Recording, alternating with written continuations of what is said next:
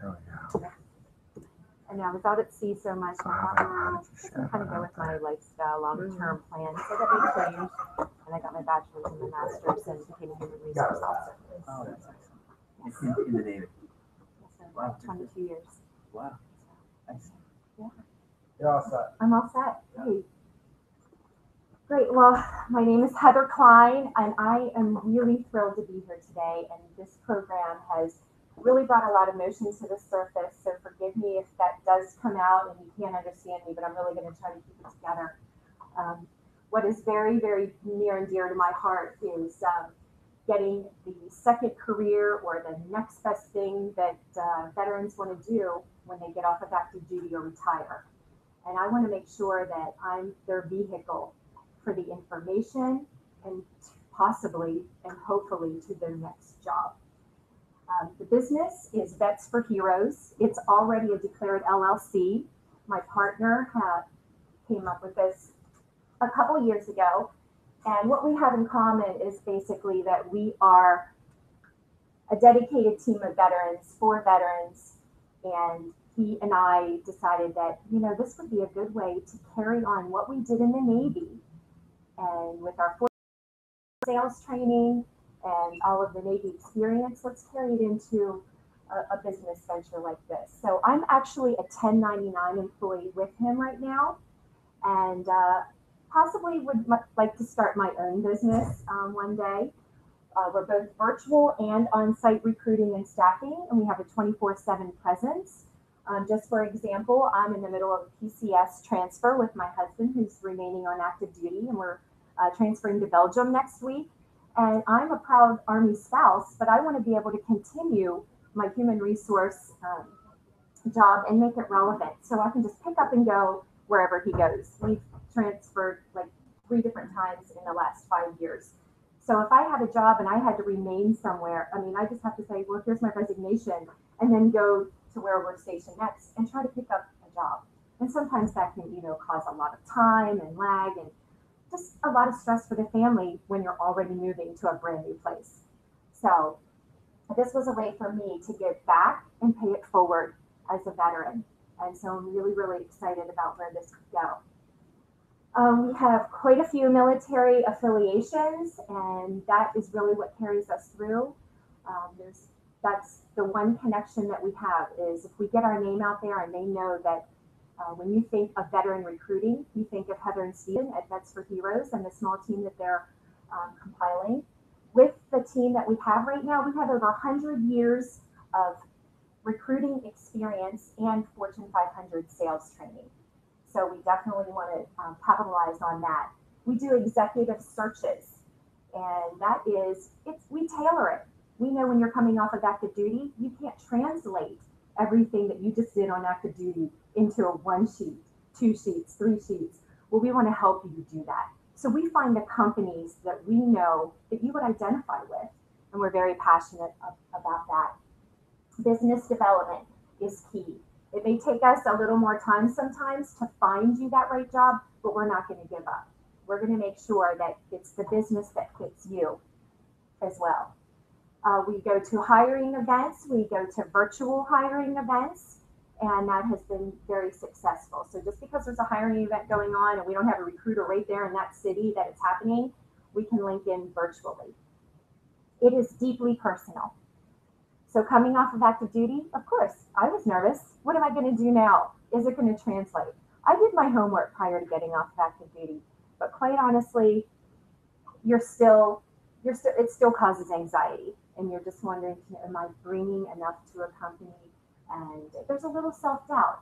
And even though you're a naval officer, you don the uniform every day, you've gone through things that you're really out of the ordinary that maybe a civilian may not have gone through, you realize you have that flexibility, you have all of that training that you really want to make sure translates into a job where you can continue to serve. So it's service after service. These are just some of the different services and connections that we have. Just to give you an example, the Marine Executive Association, a lot of high-ranking Marines belong to that organization, and we want to be able to do some C-level executive recruiting, and we've been able to do that. Of course, the Department of Veterans Affairs, We do all social media, LinkedIn, Facebook, numerous other ones. I only just put a few of them here for you, but we really try to stay relevant in the mainstream for social media. 2 target markets: companies in search of veterans, the talent that veterans bring, and then veterans in search of companies, and that's the jobs.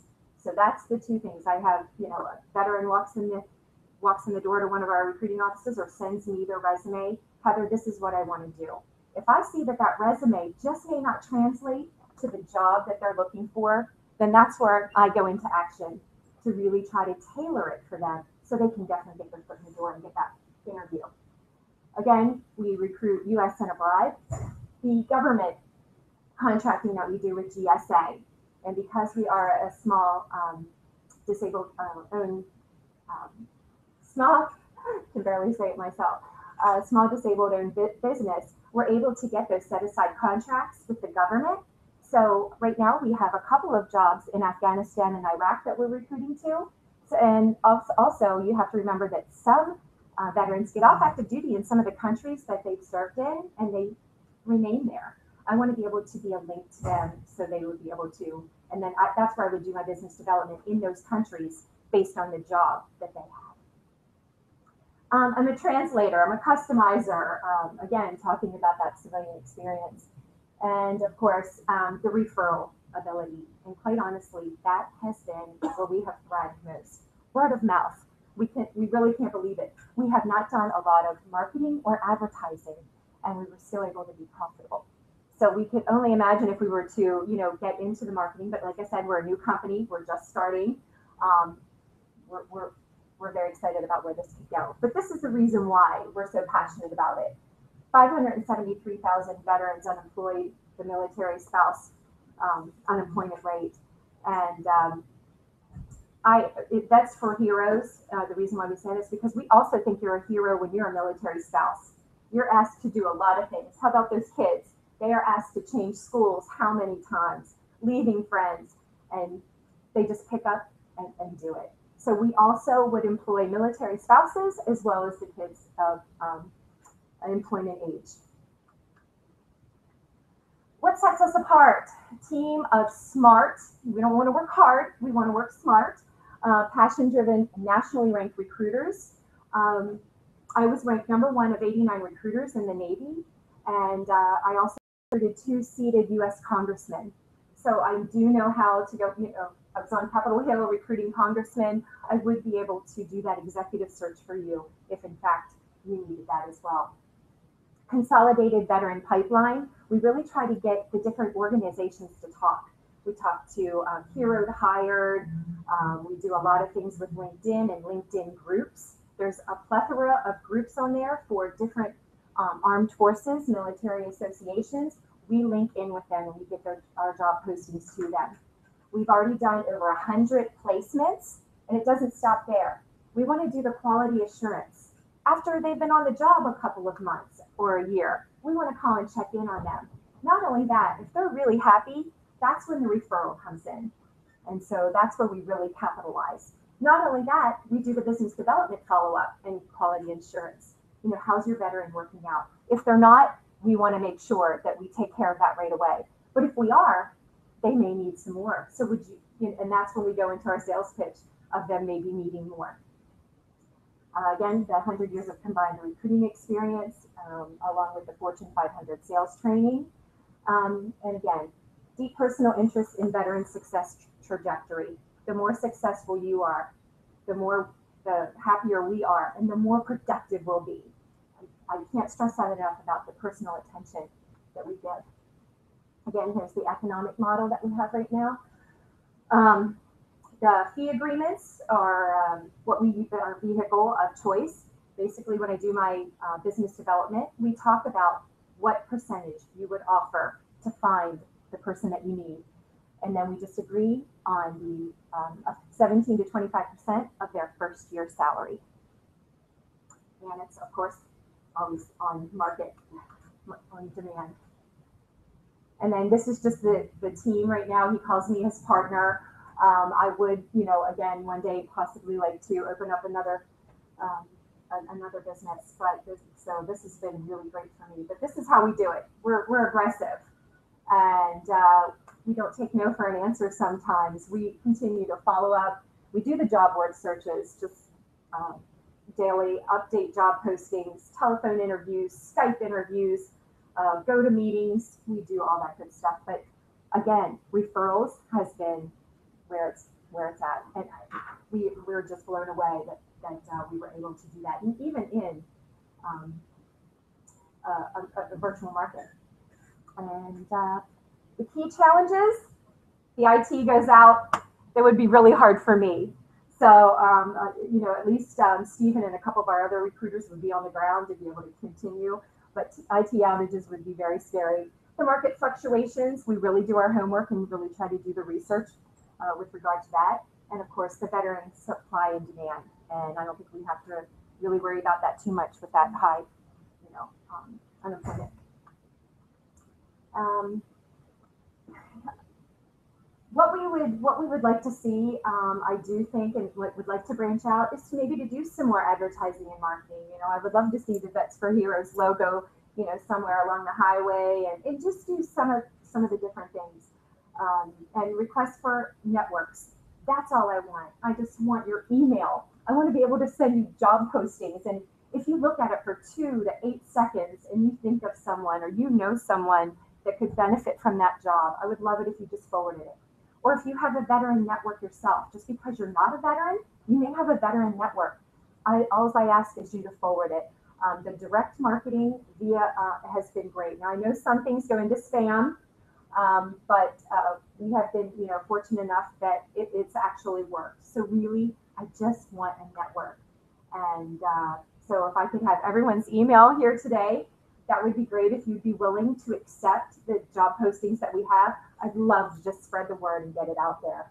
And of course, growth worldwide would really, really love that to happen. But again, like I said, we are overseas. I'll be overseas. We call it taking it international right now. So I'm kind of excited to see where this goes. But more than anything, what I'd like to leave you with is when I was a Navy recruiter, I used to go into people's homes, sit at the dinner table with the family all around, and watch someone realize a dream. And it's really real for these families. It could have been the first person that ever, joined the service. And I'll never forget Antoine Martin, really, really great guy. I went into his home one evening, and they rolled the carpet out for me. They couldn't believe the Navy recruiter came to the house to enlist him. And it was very emotional. Everybody was crying and doing high fives, and just the look on Antoine's face. And I still keep in touch with him today. And he said E8 in the Navy. And when I met him, he was an E1. And it was a shame when he got hurt in Afghanistan and he came back. Is really just trying to get him into his next job for him to feel relevant. And so this is really deeply personal. And I know Stephen and I will never give up the ship. That's what we call it, never giving up the ship, because we, with our Navy background. But I would ask that we all consider being Vets for Heroes. Thank you.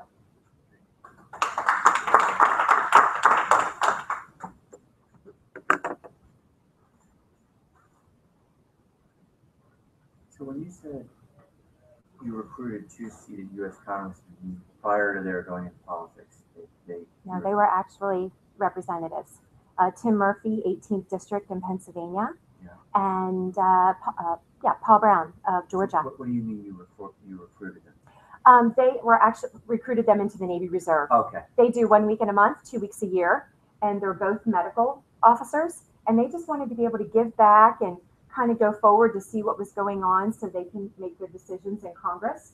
And they're So who actually is your client? Who's paying? the businesses. The businesses are paying me. Okay, all right. The veterans are not. So the services to the vets and helping them, whatever it is, tailor their resume, work on their interview skills. That's our giving back and paying it forward.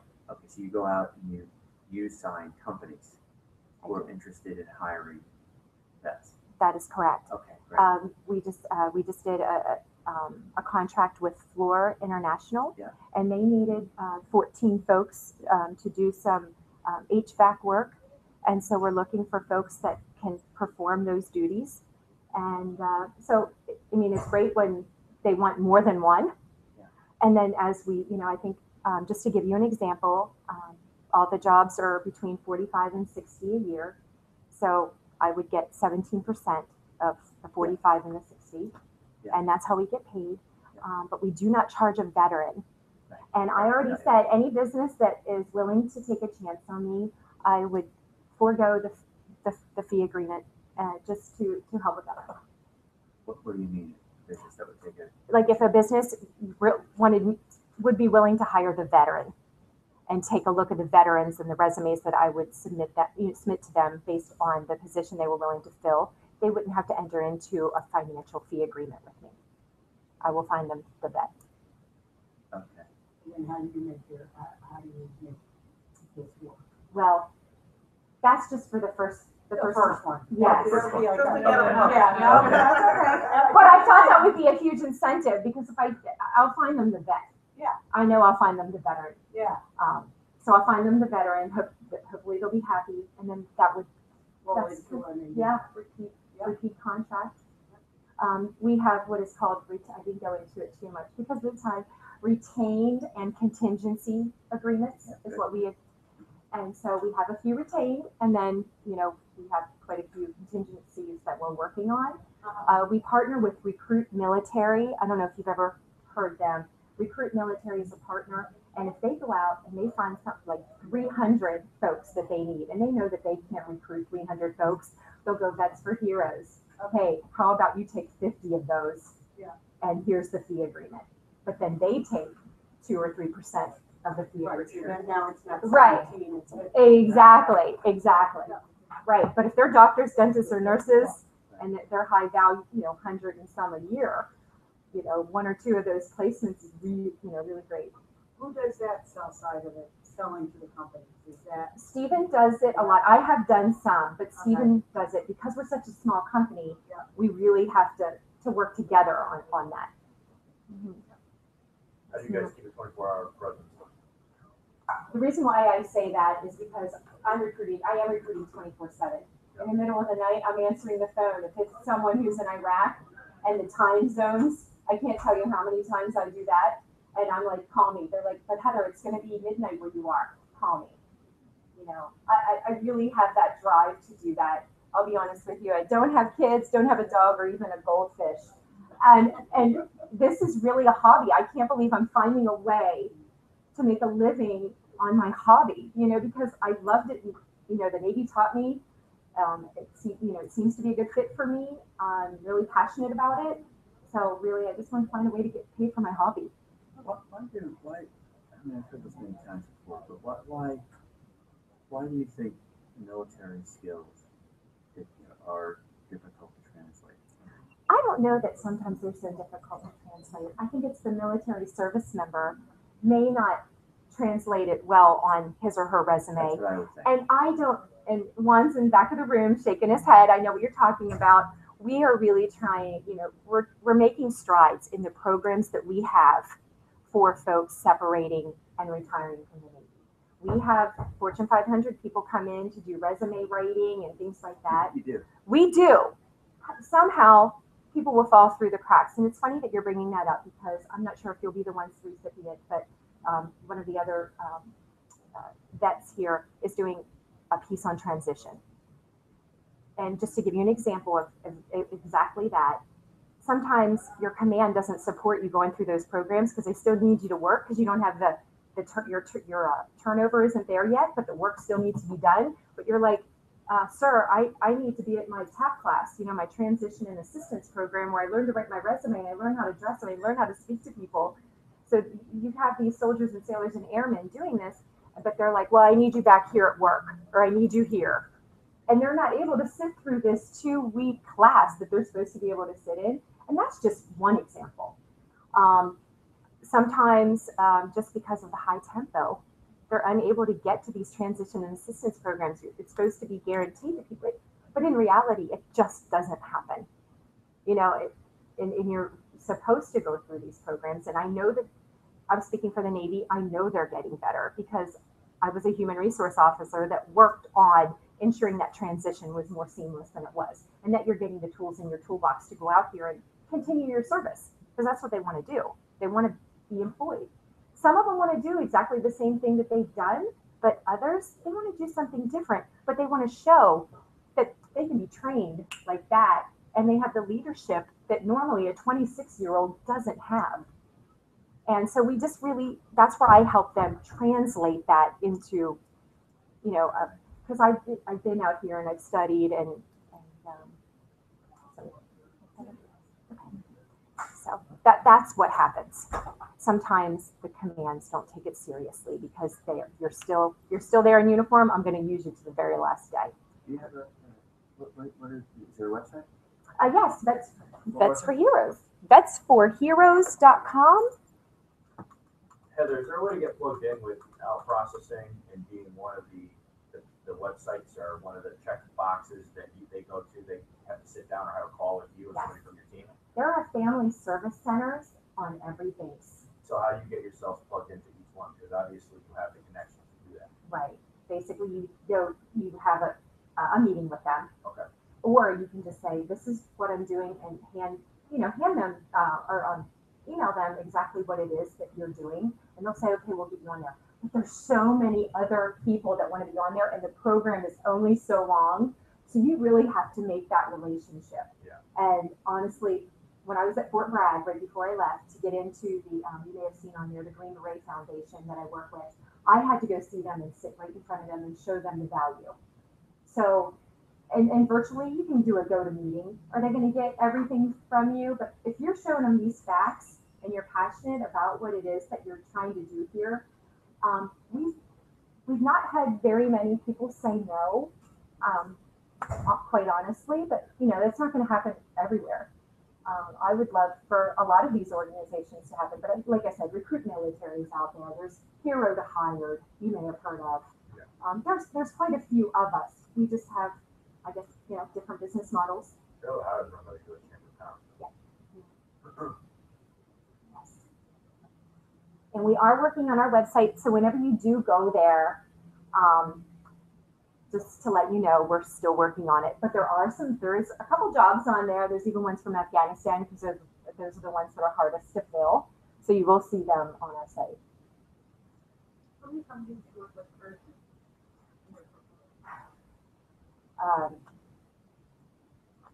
Well, right now that we have a fee agreement with, I would say 16. Maybe. I think that would probably be a really good, about 16. But we have business development out there awaiting feedback. I can't even tell you. When did you start it? Well, he started this business in 2009, but then he had to take a year off in there. I've only been here for 6 months. But I actually was working with him, just kind of sharing jobs and just to see if I wanted to get into it, probably a year before that. So I was calling myself a vet for hero, because that's what I am, before, you know, I actually joined the company. Any moment now to Okay. Thank you very, very much for being here and supporting this program. I can't tell you enough. Thank you. Thank you so much. Really great.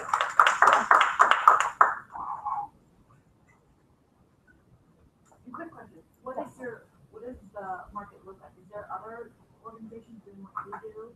Yeah, so like Recruit Military has gone through the highway. There's so many of us, and you could Google it, and you would see it.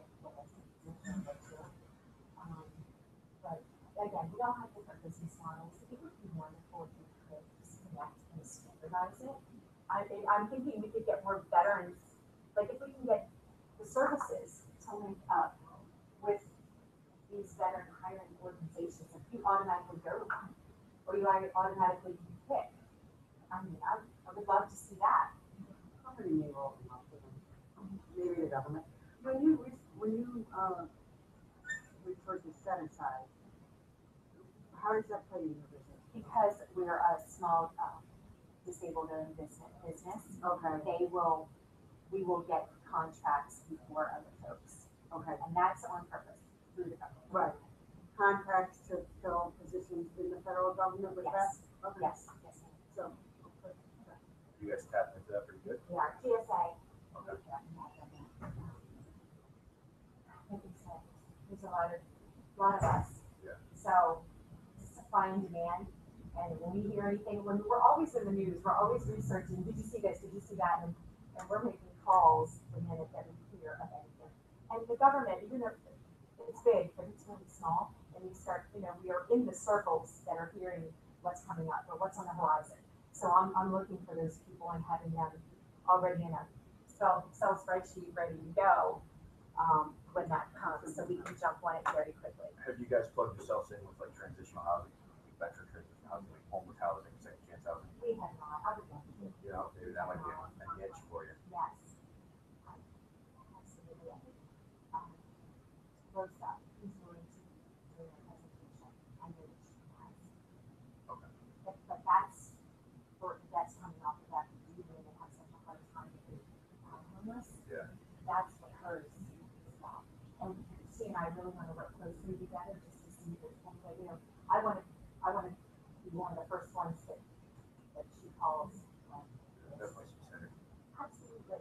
or even so my father is, he's a lawyer, he's a retired colonel, but he's upstate New York, he's an attorney, he's in Buffalo, but he does a lot of the benefit work for the folks coming home. It'd be great to connect with like folks in that area so that he could just be a reference. Absolutely. I mean, I don't know if that happens. No, and it does happen, but they're normally on my direct email. Right, right. That's how we're doing it right now until we get up and running. But, we, Air National Guard, reservists, Navy reservists, Army reservists, Air Force reservists, we have our information in their reserve centers. And we're calling up on drill, when we know that when their drill weekends are, we're like, hey, make sure you spread this job around during the drill weekend. So we do that as well. Can you go on to, I know you can definitely, Army's a lot harder than the air side, air guard. Can you go onto the base and actually pitch and recruit? Absolutely, we've done that. Have you gotten plugged in with Angus at all, or in August? No, haven't. No, I got it, yeah. Okay. I want to grow. Yeah. This team needs to grow because we are doing a lot, and I am always tired, but it's a good tired, and but yeah, we really need to grow our business. What do you guys do? How do you go after these hiring companies? You started to say, I guess Steven does that. LinkedIn. I go on LinkedIn. I see some of their hiring needs. I go on Indeed. I go on Career Builder. I see what they need. And if they're soliciting on those sites, I'm not paying for it. I just pick up the phone and call the human resource person, and I build a relationship.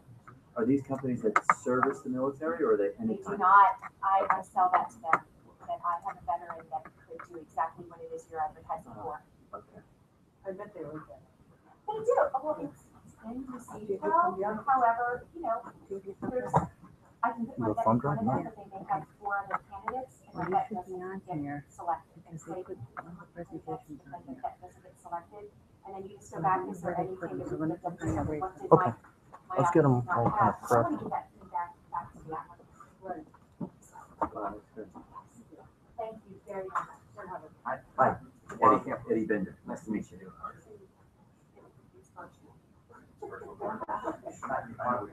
Hi, trust me, you'll hear from me. I'll, Thank you. Karen's not going represent, yeah. Listen,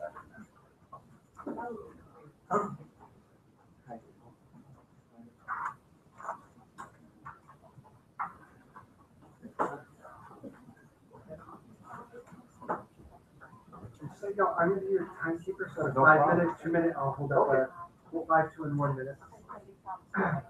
So 15 minutes, then there'll be the 9-minute Q&A after that. Juan, your presentation's not on there. Do you have it on your laptop so we can? Yeah, I have a Okay, great, let's Want me to take write it. Where's it at? It's right. I got it. Well, if you wanna come on out and give them about 2 minutes and then that will, what kinds of things stuff there for those.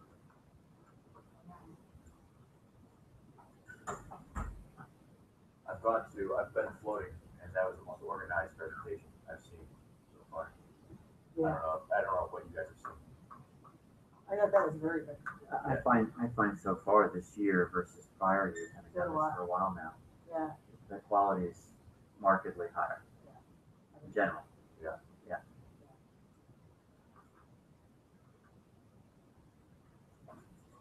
I thought it was great. I actually worked with recruiting firms in the past, and she was very upfront about it, that this isn't a new thought. It's something, the placement of veterans, I'm sure there are other ones out there, I wasn't familiar with that. From the private sector, we would have, I didn't get that many resumes from veterans across my desk, so we hired a lot. 10 years ago. And had we, I guess it would have stood out because I think private business likes the underlying skills. Been through a lot of training, so, and you can tell they're ultimately teachable, so that's something in companies I was in, they have not. Just a little passionate about this. He's very passionate, which I think is great. That's it. That makes it. Yeah.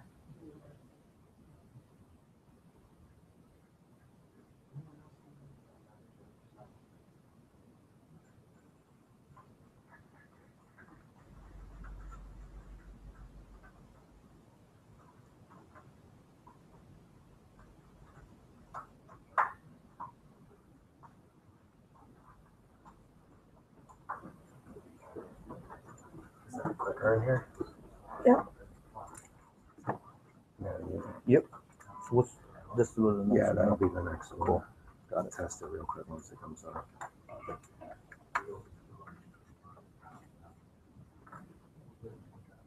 Oh, this is like some. Then go down below.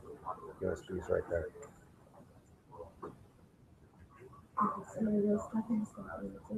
And just rip it out at this point.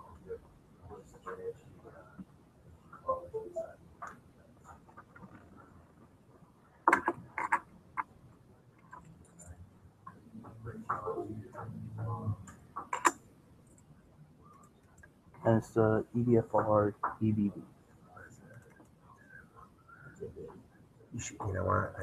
Do you want to? Yeah, just run it from there. I was gonna say just drop that desktop up, whatever. Looks like it's fine.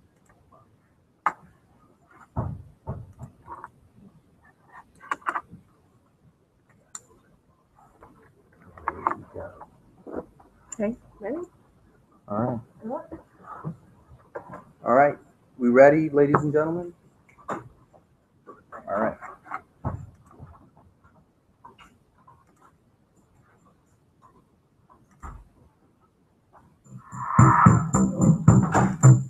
Oh, no. Okay. Focus on. Sorry, guys. There we go.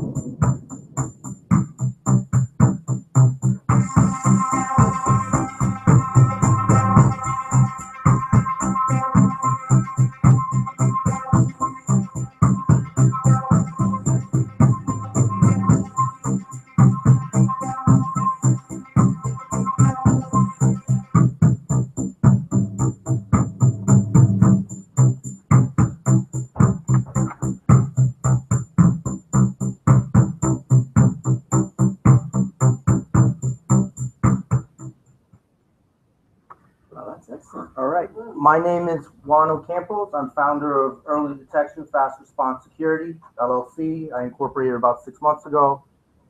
I'm a former Marine, infantry Marine out of Fallujah, Iraq. I was there in 2006 with Charlie Company 125, right out of Connecticut.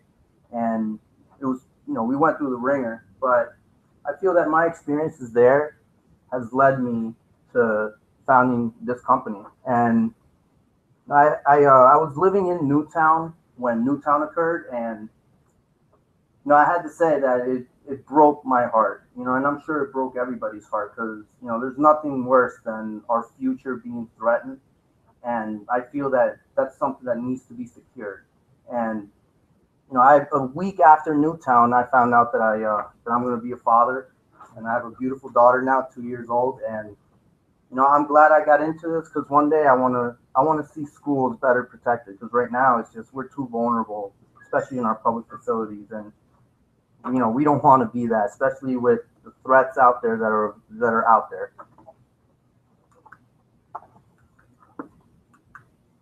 I think they said one of it it's not working or something. Okay. This is a two charts right here. The FBI did a study from 2000 to 2013, just studying active shooters. And as you can see, a quarter of these shootings that have occurred in 13 years are in our educational facilities. If you look at this chart right here, you can see that there's an upward trend, and that's a scary thing. It's going to get worse. I feel it's going to get worse if we don't do something about it.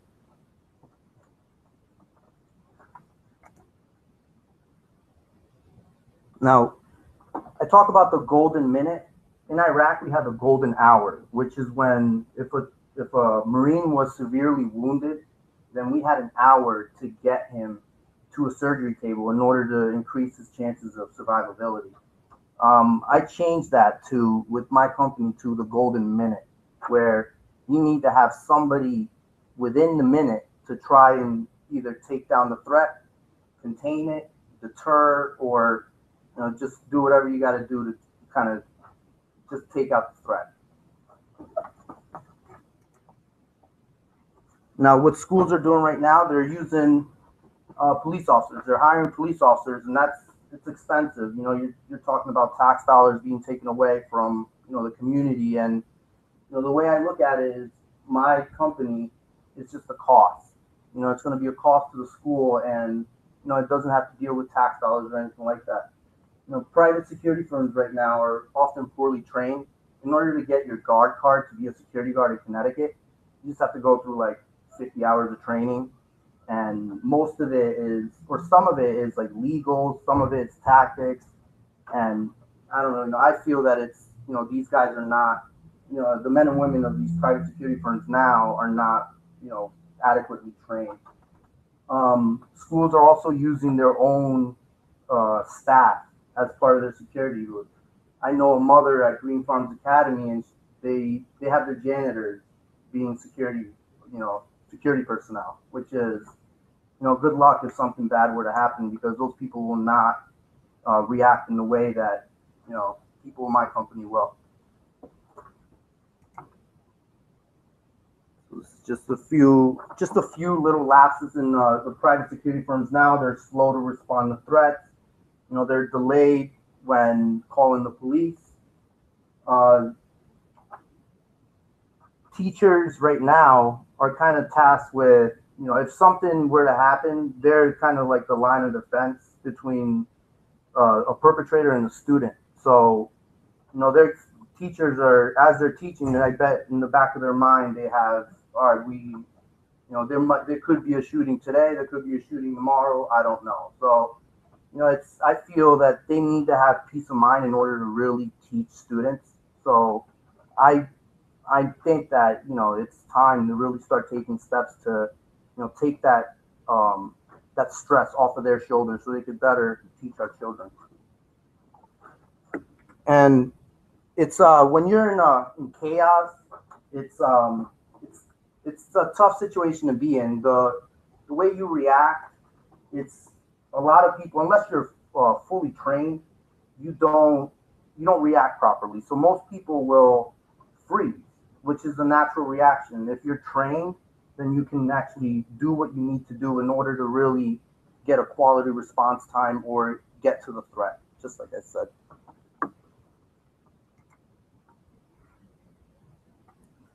Now, a lot of schools, I feel that a lot of schools right now, whether it's a public school, a private school, universities, whether they have security or an open campus, I feel that they have access to, walk into the school and nobody will know about it.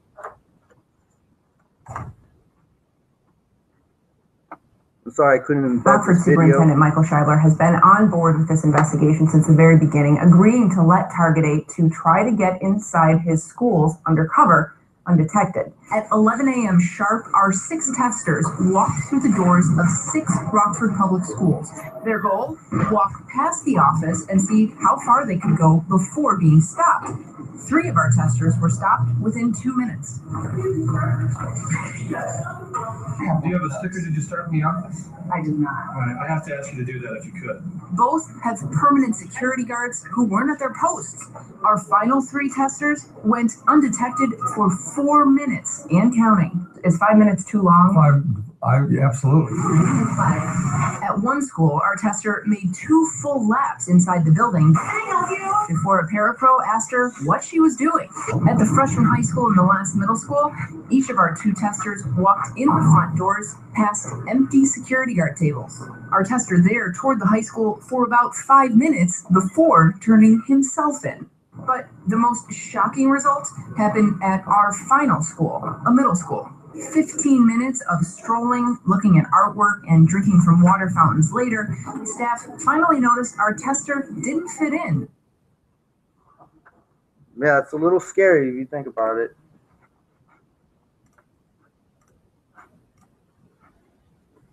Now, we're going to talk a little bit about what I call modern security professionals. This father right here, he was a retired Marine. The day after Newtown, he went to his daughter's school, put on his uniform.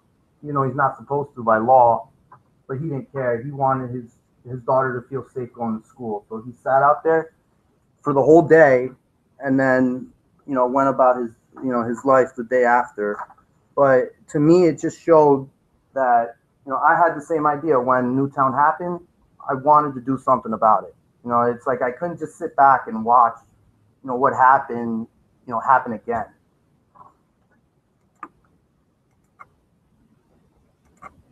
Can one of you guys tell me who these people are? Those are the kids that stopped the threat on subway in France. In Paris, yep. So a terrorist got on the train. These brave gentlemen right here just got up, went right up to the threat. One of them got shot, and they took out the threat. They stopped the mass shooting.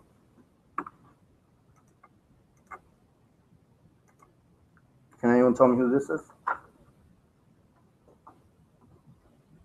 This happened recently. I believe that's the gentleman that got shot 7 times in Oregon. Yeah, he was in the army, and basically when the Oregon shooter came in, he shielded the door, got shot 7 times, and he actually saved everybody in that room.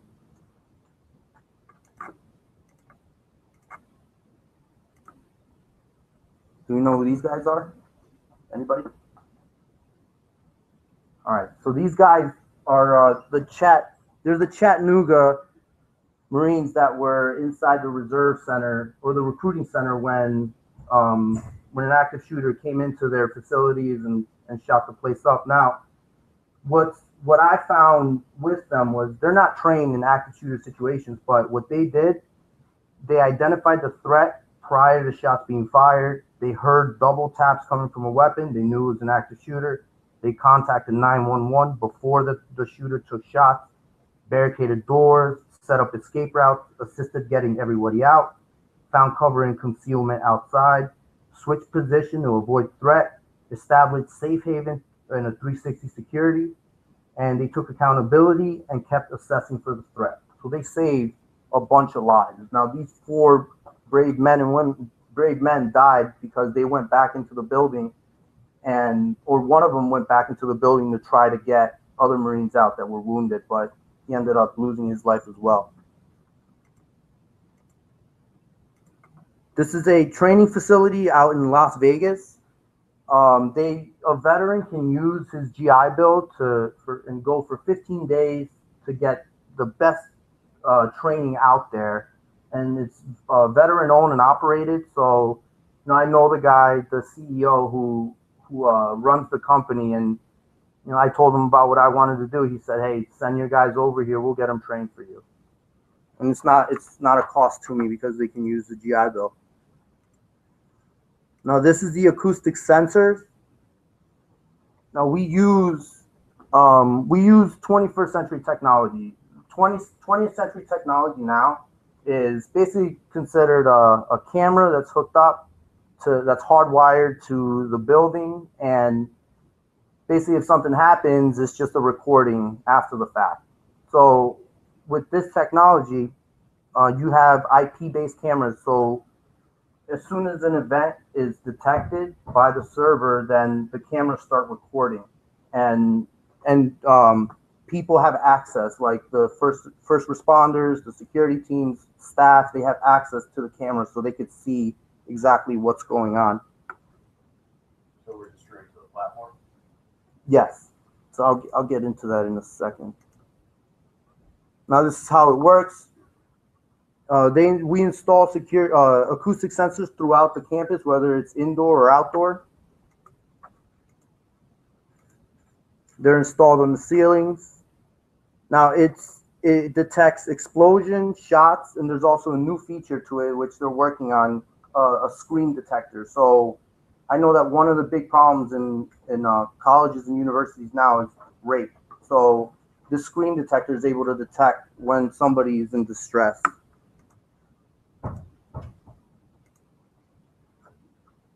Now the gunshot would detect, would make the acoustic detector go off. The acoustic sensor then sends the messages over to the server. If you look over on the page on the technology, you can kind of see how it's mapped out, and it's not just the acoustic sensors. It's also got, if you have the Nest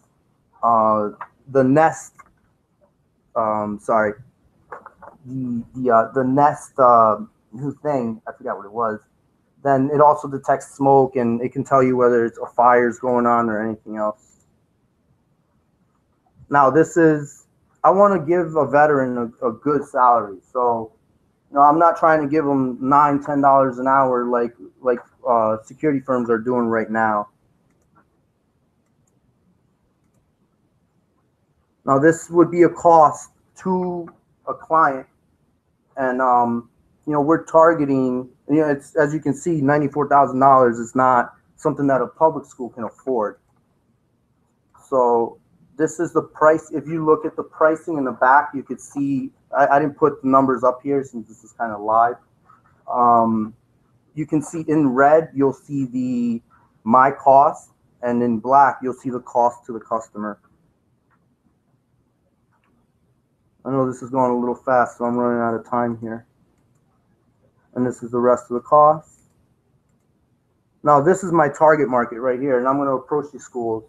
These are boarding schools and private schools in Connecticut, and they have a really big endowment, so I feel if they want the best, they're going to want to pay for, they'll pay that premium price for the best quality. These are my competitors, and I've done my research on them. To me, I don't see them as competitors.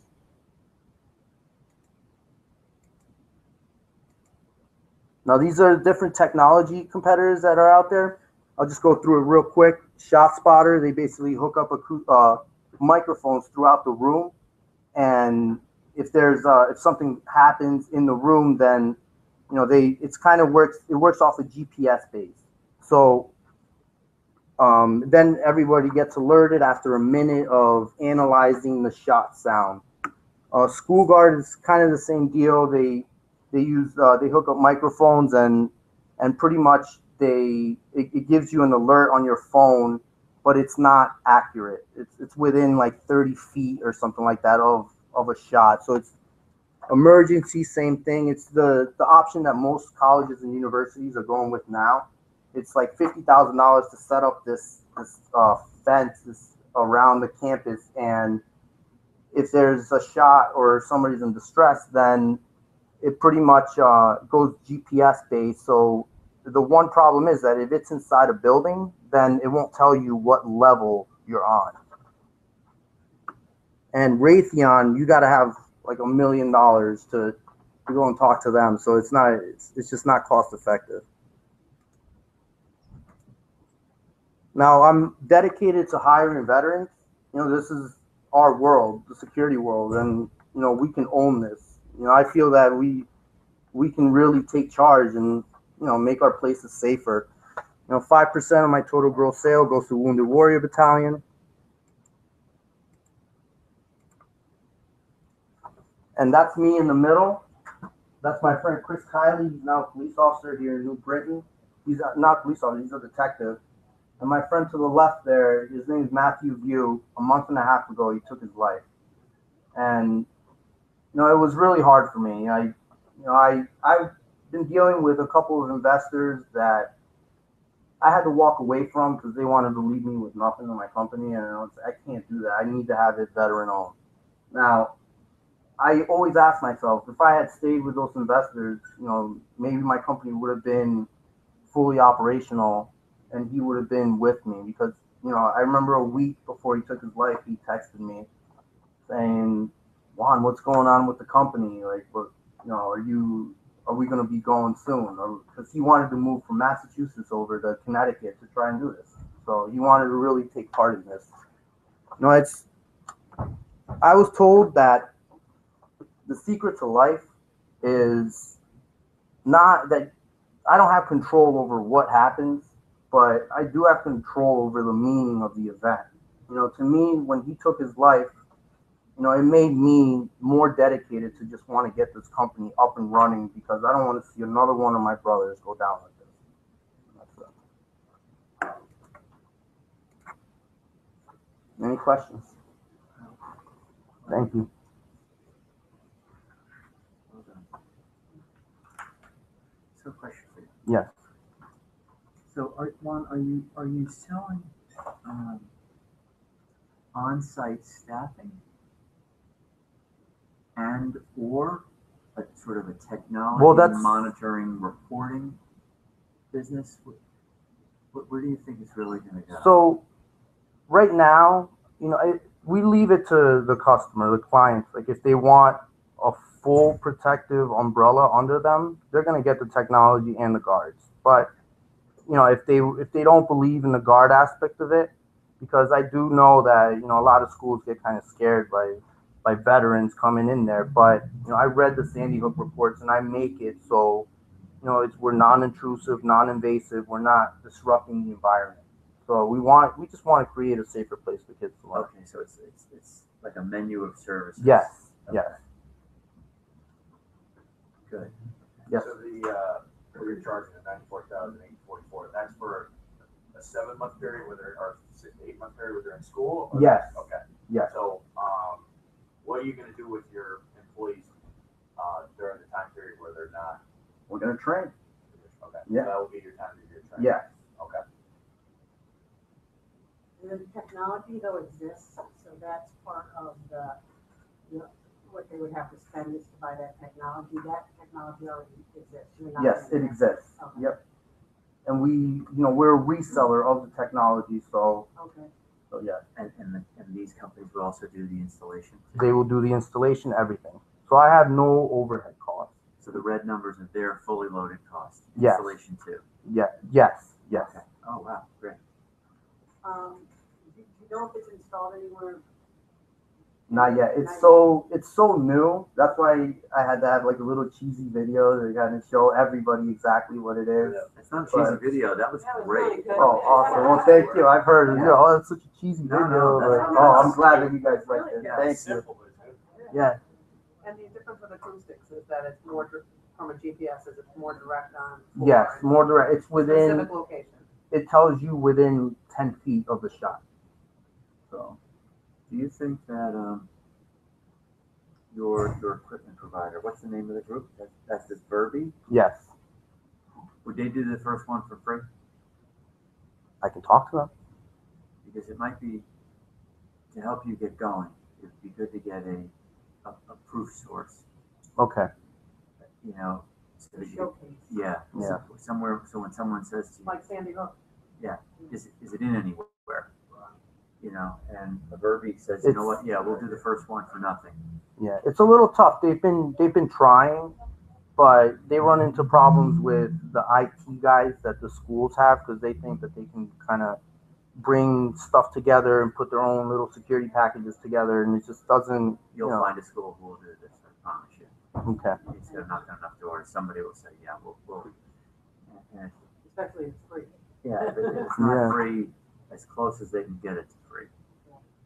I know for a fact that they're kind of struggling financially.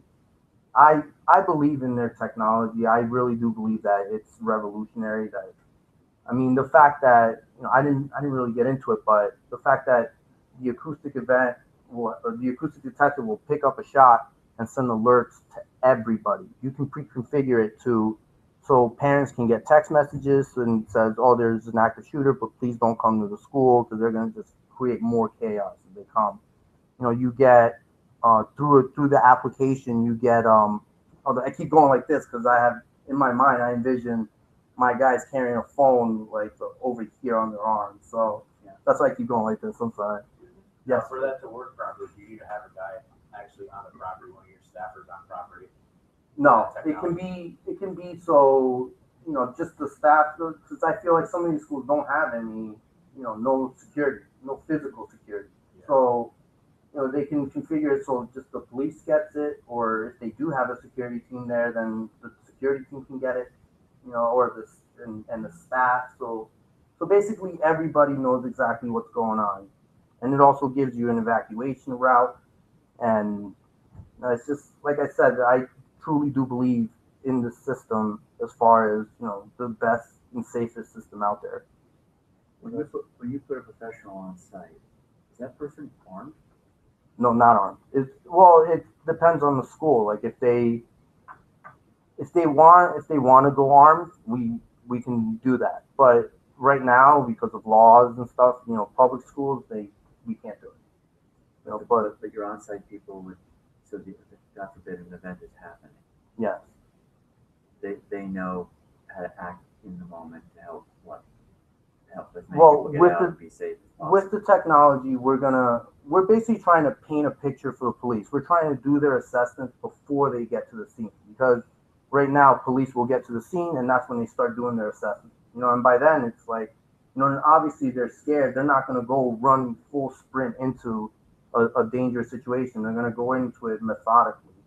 So what we want to do is we want to get as close to as we can to the shooter, try to get eyes on him, and pretty much just tell the police exactly what's going on. So by the time they get there, the way I have it planned is you need at least 3 personnel to do it.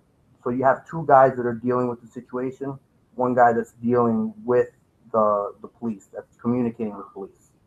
So yes. And either if they get the chance to take them down, then they'll take them down, if or they'll wait for that chance. So in that scenario, you have one of your staffers as like a team lead, and they can be trained, let's say, janitors or teachers in the school to follow direction from that. Because typically in a situation like that, somebody's going to take charge. Yeah. Any situation you're in, right? And Yeah. they're going to take orders from one person. Could that be your staffer? And Yeah. They could have other teachers or something help them out. Yeah. Those 2 and 3 guys. Absolutely, yeah. I mean, we take charge, especially when it's a dangerous situation. Something about it just makes us work. Especially, and maybe it's the training and the millions of dollars that was invested in us. But I just know that if something is wrong, we go out there and we try to fix it. So. You're getting more interest. You're probably getting more interest in the technology aspect. Oh, right now, yeah, of course. So I mean, I've got 2 properties, one in Virginia and one in South Carolina. They're interested in the technology. I'm talking to Danbury Hospital right now to try to get the technology installed in there. Where else? I'm actually talking to Green Farms Academy. I'm talking to an IT expert over in Danbury that works for the city of Danbury. So they're interested in the technology. You know, one of the things that I heard this whole week was an entrepreneur kind of thinks of the future. Now, I think of, you know, the best way to secure our schools is to have armed security. You know, it's like you need somebody there that can stop it within that golden minute. And that's just the way I feel it's going to be one day, you know, because we can't wait for first responders to get there, wait 5-6 minutes for first responders to get there. And then by then, everything's done. You know, 60% of active shooter situations, these guys kill themselves. You know, and that's just what happened in Oregon. I mean, there was a school shooting today in northern Arizona. Yeah, 1 person dead, 3 students shot. So it's just, is there an end in sight? I don't know. Like I truly don't. I truly feel it's going to continue to happen, you know, and that's why I feel we need to get systems like this installed in our schools to, you know, just to give us a leg up at least, give us, you know, make us. Has Verby gotten technology in anywhere in the U.S. yet? No, not the security. They also have another feature, Verby Assets, that it's just protecting your assets, but it's not the security. You know, they're not. You know, I hate to kind of badmouth them, but their marketing is just not fully there. You know, they need to work better on their marketing. To, you know, because you think of. Do you know for sure that the technology does what they say it does? Yes, it really does. They tested it out. It's been tested, and I know the technology was out of MIT. Do they have actual patents out here right now? I think so. Yeah. I know there's like a silent alarm patent that's pending, but yeah, the guy who created it is an RFID architecture, so he pretty much, you know, just worked off of that, and you know, I think he's got his patent. No, there's gonna probably be upgrades as it goes, right? Yeah. And so you pay let's say you pay $5,000 for the unit, right? Installed. Those upgrades are for free, The upgrades, or you have to pay for upgrades. I think you have to pay for the upgrades. Yeah. Okay, so it's not a one set fee, $5,000 is forever. No, you have to pay for the new upgrades. Yeah. Okay. Out of time. Thank you, ladies and Yeah, gentlemen. great. Well done. Thank you. Do you want to keep reading? That's perfect. Oh, great. Thank you. Thank you. Thank you.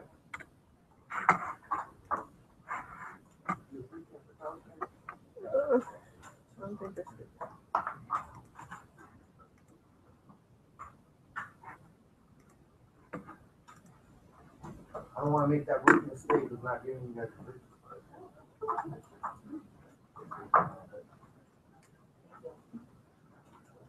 Thank you. Thank you, sir. Thanks.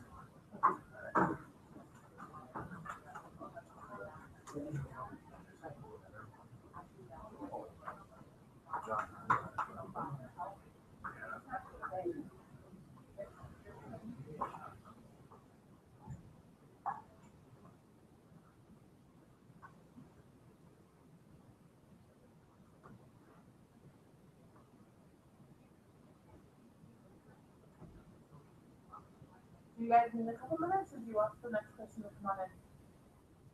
Okay, by me. Yeah, I'm okay with that next person. Yeah? Okay. Right, you're good.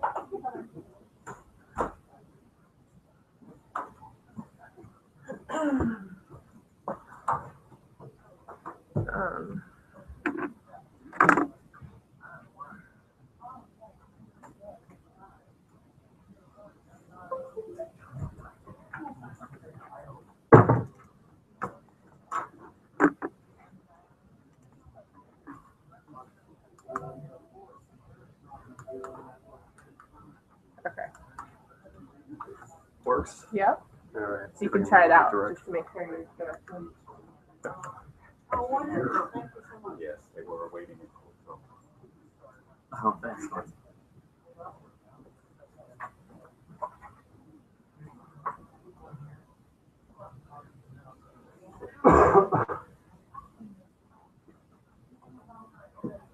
Are you gonna do the timer? So I'll have a 5-minute, a 2-minute, and a 1-minute. Okay. Time going up. Okay. We'll do the 15 minutes.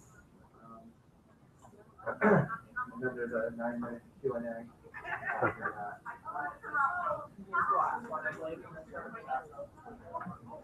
Well, try not to keep everybody past 9, okay?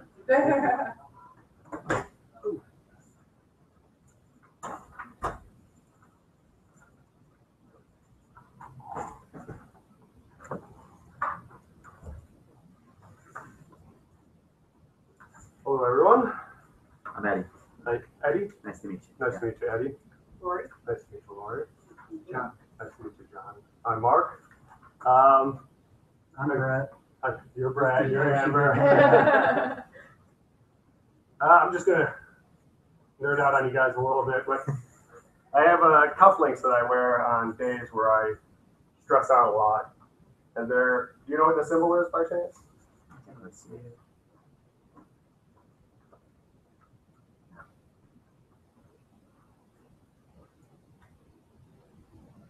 I've seen that symbol, but I don't understand. It's the symbol for the Jedi in Star Wars. Okay. The overall Jedi have a special symbol, and these are my favorite cufflinks, and I wear them in times like this. Not because of Star Wars, although I love Star Wars, but because they remind me of. Let me tell you a story.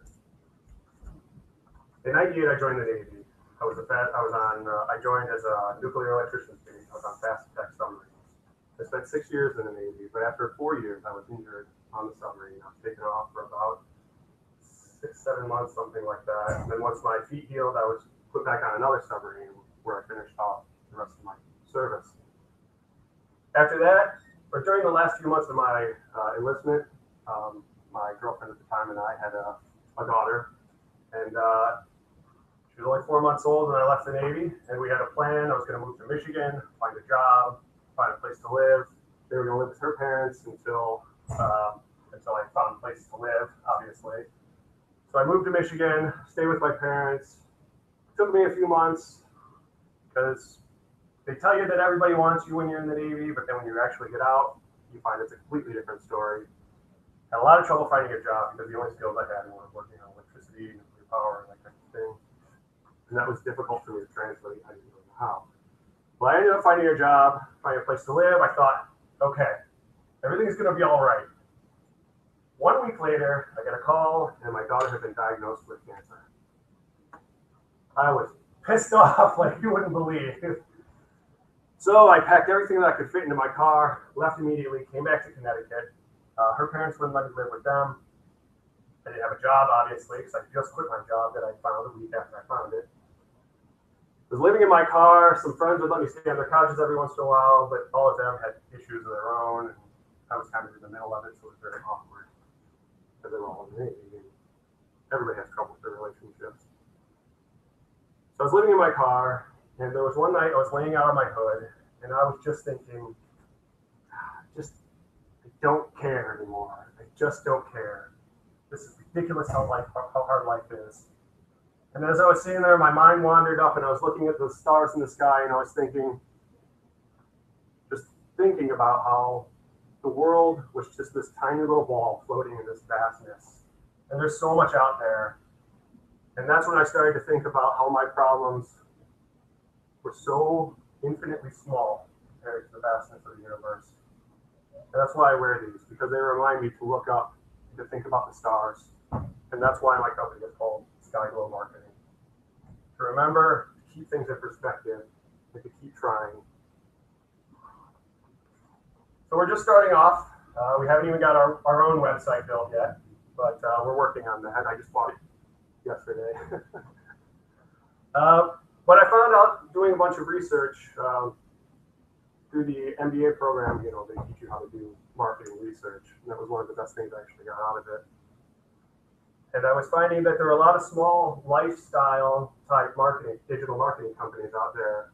A few people that will do just enough to put food on the table, buy a few things that they want, but nothing that's, nothing impressive. And if you look at the quality of the work, it kind of reflects, which is great for companies that are just starting off, that are just looking for somebody with a little bit of knowledge, enough to get them off the ground, provide that service that they themselves don't really have time to at kind of a low cost. Then there's other companies out there that are bigger marketing companies that handle the bigger brands and bigger accounts and things like that. I'm aiming for right in the middle. I'm looking for that group that they've done their startup, they've gotten going, they're accelerating, but they're slowing down, and now they need that boost to keep going again. And I think I have the skills, along with my fiance as well, who's my partner in all of this, in order to get them there. So the services I'll be providing are digital marketing, which includes search engine optimization, search engine marketing, along with website development, graphic design, brand management, and overall marketing strategy that we want to kind of build for people too.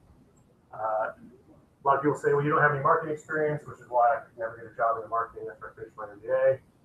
But I have done quite a few projects with it, and I'm feeling confident in my skills enough to help out one of the people here, or actually several of the people here, which is why I'm in this program initially.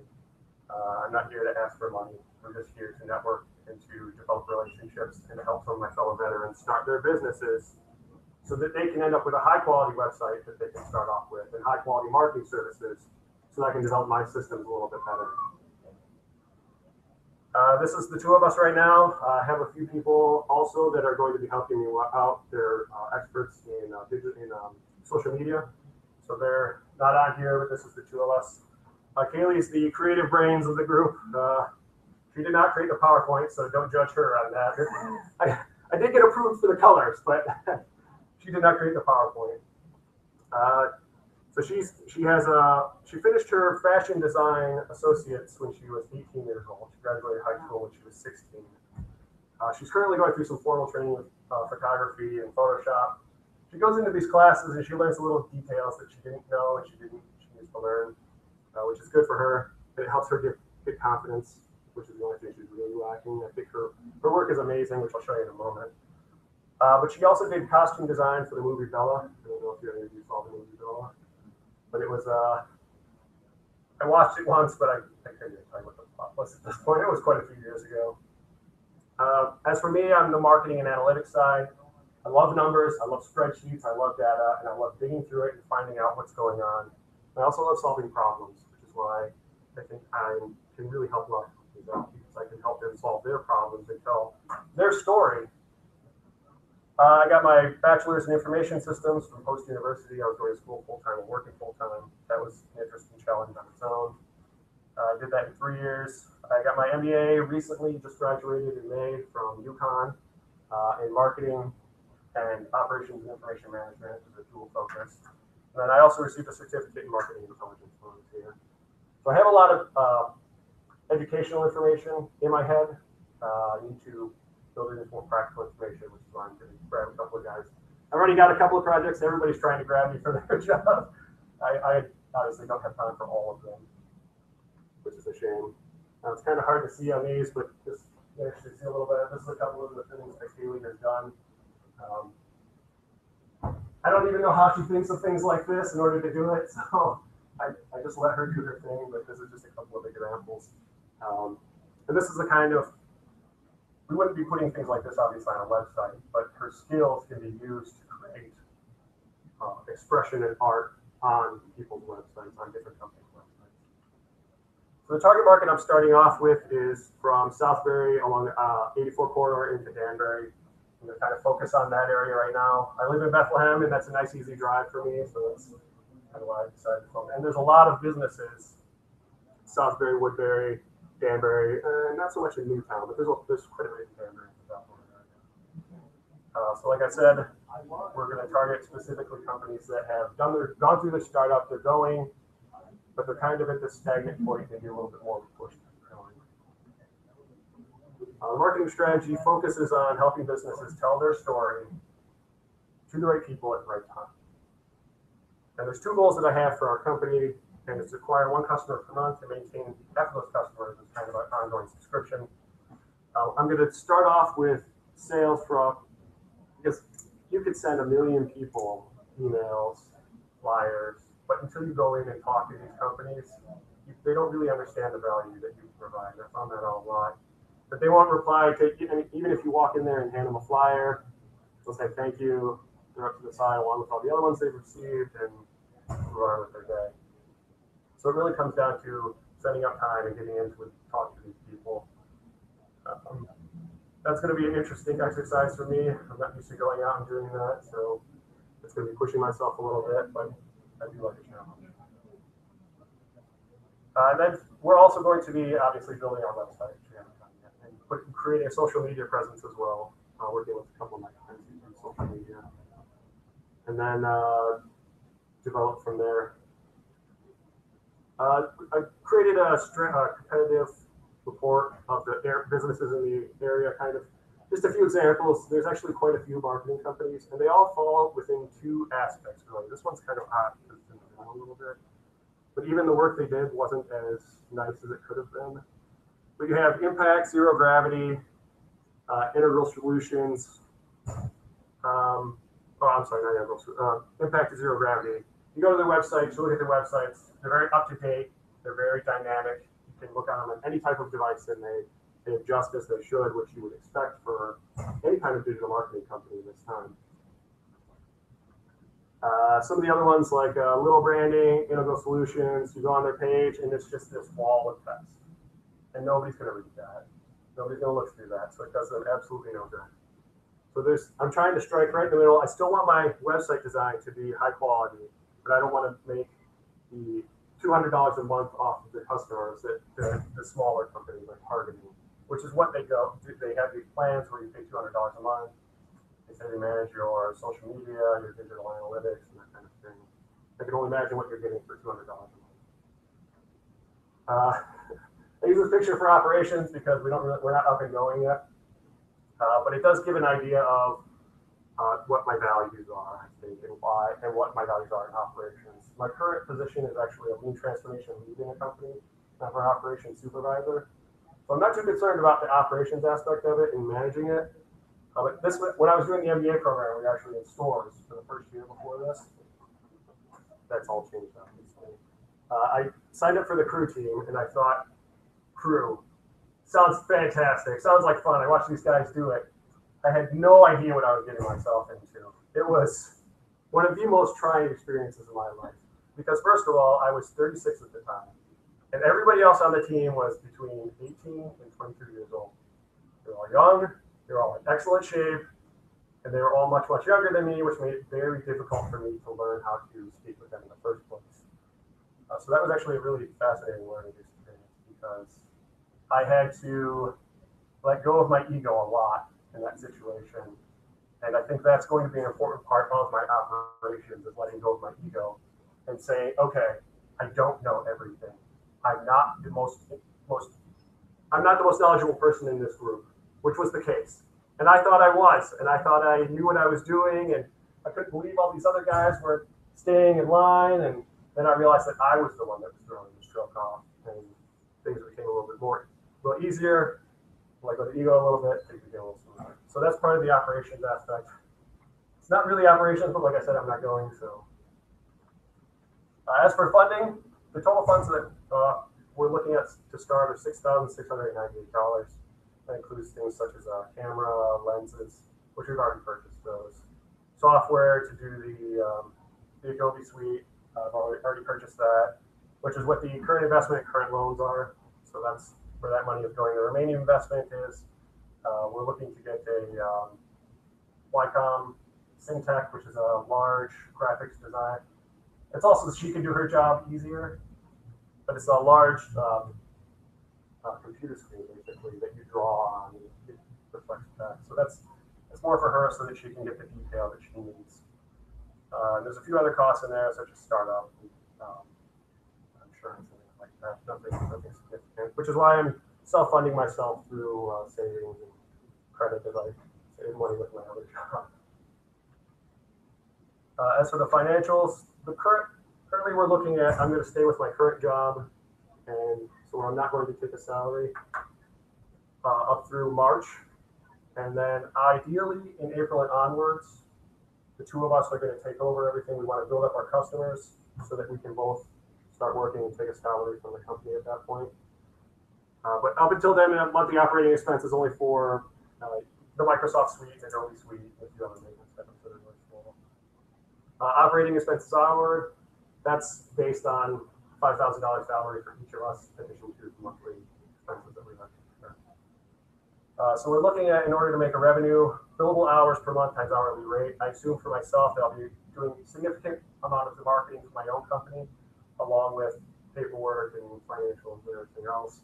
So I looked at about 20 hours a week, and estimated to be about 80 hours a month myself, and then her, since she's just going to be focusing mainly on digital, or on the graphic design aspect and photography, I assumed about 30 hours a week. And so that's all I have. Well done. Thank you. What questions do you have? I like your idea of working with a couple. Choose carefully, even though everybody's presentations in here are terrific. But the faster you can get a couple of cases that you can demonstrate your credibility, is really a good thing. Thank you. So which ones are what are these ideas that you're thinking about? Well, I'm helping out. For one, I'm going to help out one of the guys that's actually not in this class, but it's Steve with the broken gear shirts or the gear. I'm going to help him out with his marketing. He's having some trouble with some of the people he's working with, so I'm just going to help him out, help him develop a little bit more marketing strategy, see if we can do some guerrilla marketing for him and get his name out there a little bit more. Because I think he's got a fantastic product. And I think especially with entrepreneurship, I've been doing a lot of reading, research on it. It seems that you really have to buy into what the person is doing in order to help them out. And after he gave his presentation to our class, I said, yes, I want to help you. And that's one of the reasons why I'm going to help him with his marketing in order to get him, see if I can push him to where, I look at what he does and I think this should be everywhere. And so I think I can help him do that. So on your side, a suggestion for you. On your side of the business, which is the analytics side, when you go to work with him, make sure you clearly articulate what the key benchmarks of his business are for at that moment when you start. And that way I have something to measure against later and prove to show. Correct. So when you've had whatever it is, 90 days worth of impact on his business, you're able to start demonstrating, okay, here are the key metrics of that business before, and here's what they are now. So the more of these quickly that you can get under your belt and show from to the impact of what you're doing. That makes sense. Yeah. It seems like from a graphics point of view, your fiance will make sure whatever it is, it'll look right. It'll look right. Yeah, she's very talented. But the name of the game will be your ability to demonstrate to a business, hey, I can help you take you from here to here. And then prove it to them. And prove it to them.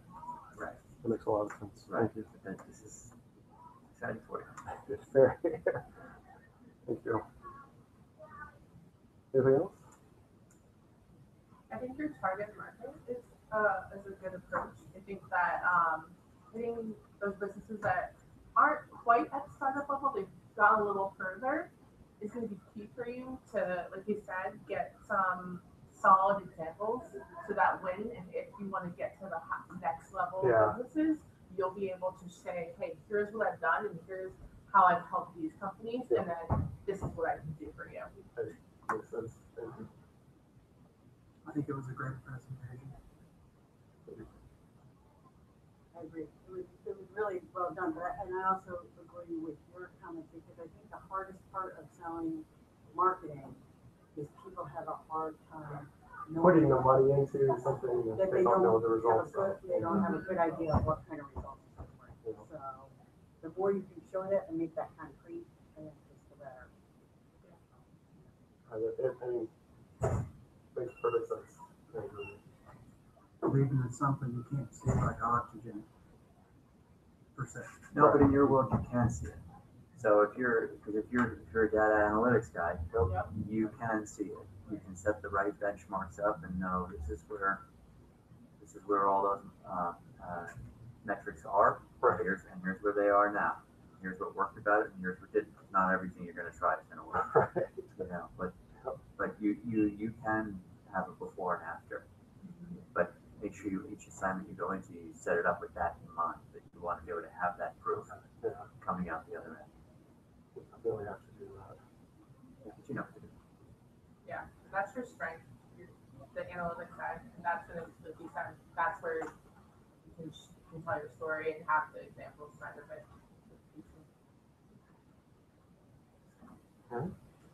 Thank you very much. You're well done.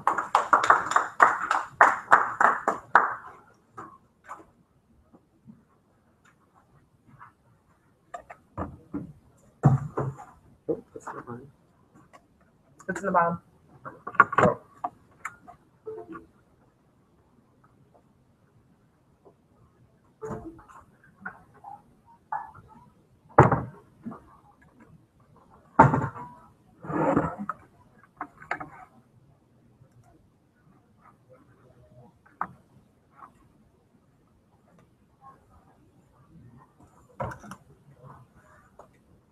Before I forgot I had these. These are hot off the press. Oh, good. Thank you very much. My website's not on there because, like I said, You're working. we're working on that. Yeah, great. Once again, these were not approved by the graphic design department. You know that means you're gonna have to redo them, right? Oh, yes. But that's okay because I'm gonna have to redo them when I get the website going anyway. So. Yeah.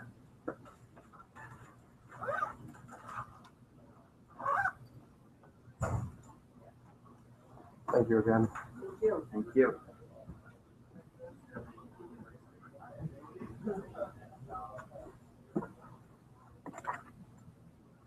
That was our last one for the day.